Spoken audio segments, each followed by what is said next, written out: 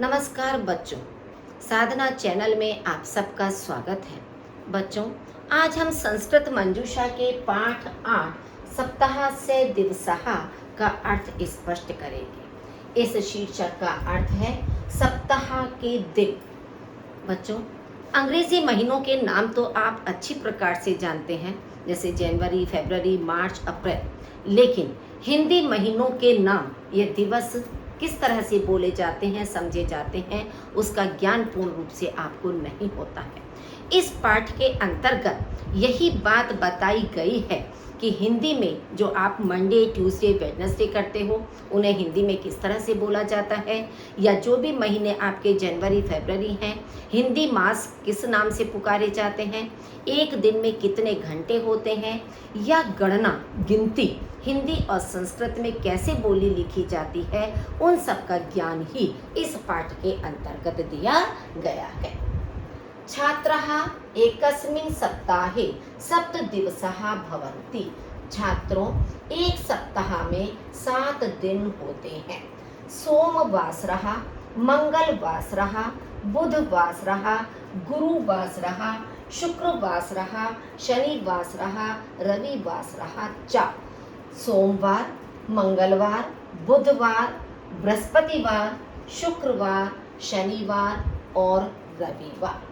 सप्ताहद्वये चतुर्दश दिनानि एकस्मिन् दिवसे च चतुर्विंशतिः होराः सन्ति। सप्ताह, 2 सप्ताह में चतुर्दश माने 14 दिन होते हैं। 2 सप्ताह में 14 दिन होते हैं, यानी एक सप्ताह में 7 दिन और 2 सप्ताह में 14 दिन होते हैं। एक दिन में चतुर्विंशति 24, हो रहा माने घंटे, संति माने होते हैं। एक दिन में 24 घंटे होते हैं। एकस्मिन् वर्षे 12 मासाः भवन्ति। एक वर्ष में 12 महीने होते हैं। चैत्रः, वैशाखः, ज्येष्ठः, आषाढ़ः, श्रावणः, भाद्रपदः, आश्विनः, कार्तिकः, मार्गशीर्षः, पौषः, माघः, फाल्गुनः च। ये हिंदी महीने कहलाते हैं। चैत्र, वैशाख, ज्येष्ठ, आषाढ़, श्रावण, श्रावण का मतलब सावन का महीना, भाद्रपद, भादो, आश्विना माने क्वार, कार्तिक, माघ, पौष, माघ और फागुन, ये हिंदी के 12 महीने हैं। एकस्मिन् मासे 2 पक्षौ भवतः। एक महीने में 2 पक्ष होते हैं। कृष्ण पक्षः, शुक्ल पक्षः च। कृष्ण पक्ष और शुक्ल पक्ष। एकस्मिन् पक्षे 15 दिनानि भवन्ति। एक पक्ष में 15 दिन होते हैं। कृष्ण पक्ष का मतलब होता है अमावस्या और शुक्ल पक्ष का मतलब होता है पूर्णमासी। पूर्णमासी के बाद के जो दिन शुरू होते हैं वो कृष्ण पक्ष कहलाते हैं, और अमावस्या के दिन के बाद जो दिन शुरू होते हैं वे शुक्ल पक्ष के अंतर्गत आते हैं। शुक्ल पक्ष से अंतिम दिवसः पूर्णिमा। शुक्ल पक्ष का अंतिम दिन पूर्णिमा। कृष्ण पक्ष से च अंतिम दिवसा अमावस्या कथ्यते। और कृष्ण पक्ष का अंतिम दिन अमावस्या कहा जाता है। अपि च दीपावली कार्तिक मासस्य कृष्ण पक्षस्य अंतिमे दिवसे अमावस्यायां भवति। और भी दीपावली कार्तिक महीने के कृष्ण पक्ष के अंतिम दिन अमावस्या में होती है। महापुरुषस्य गुरु नानक देवस्य जन्मदिवसः कार्तिक मासस्य पूर्णिमायां भवति। महापुरुष गुरु नानक देव का जन्मदिन कार्तिक महीने की पूर्णिमा में होता है। एतत् दिनं गुरु पर्व इति कथ्यते।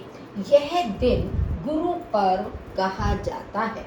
होली उत्सवः फागुन मासस्य पूर्णिमायां भवति। होली का त्योहार फागुन मास की पूर्णिमा में होता है। अध्यापिका, छात्रः यदि एकस्यां कक्षायां 26 बालकाः 21 च बालिकाः सन्ति तर्हि योगे कृते कति छात्राः सन्ति। अब यहाँ अध्यापिका बच्चों से प्रश्न पूछ रही है कि हे छात्रों, यदि एक कक्षा में षड्विंशति माने 26 बालक यानी बच्चे, एक विंशति च बालिकाः और 21 बालिकाएं यानी लड़कियां हैं, तर्हि योगे कृते तो उनका योग करने पर कति छात्राः सन्ति कितने छात्र हैं।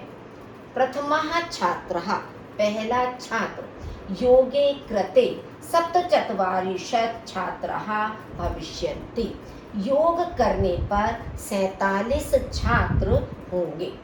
अध्यापिका यदि एकः बालकः एका बालिका च अनुपस्थितौ तर्हि कति छात्राः उपस्थिताः भविष्यन्ति। यदि एक बालक और एक बालिका अनुपस्थित हो तो कितने छात्र उपस्थित होंगे। ये दूसरा प्रश्न अध्यापिका के द्वारा बच्चों से किया गया है। पहले उन्होंने बताया था 26 और 21 मिलाने पर 47। अब उन्होंने पूछा यदि उन 47 में से एक बालक और एक बालिका अनुपस्थित हो तो कितने छात्र कक्षा में होंगे। प्रथमा छात्रः पहला छात्र तर्हि 45 छात्राः उपस्थिताः तो 45 छात्र उपस्थित होंगे। अध्यापिका शोभनम बहुत अच्छा।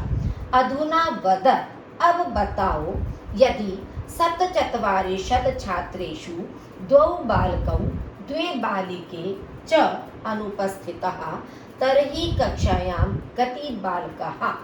यदि 47 छात्रों में 2 बालक और 2 बालिकाएं अनुपस्थित हो तो कक्षा में कितने बालक और कितनी बालिकाएं उपस्थित होंगी। अब यहाँ पर टोटल संख्या नहीं पूछी गई है, अलग अलग पूछा गया है कि यदि दोनों में से अनुपस्थित हैं तो कितने बालक और कितनी बालिकाएं उपस्थित होंगी।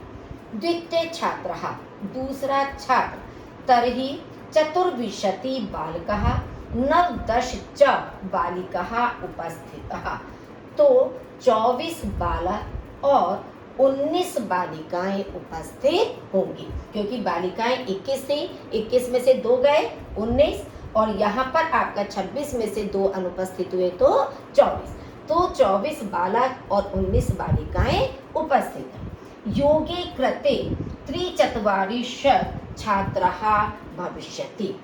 इस तरह योग करने पर 43 छात्र होंगे। बच्चों, आपको यह पाठ अच्छी प्रकार से स्पष्ट हो गया होगा।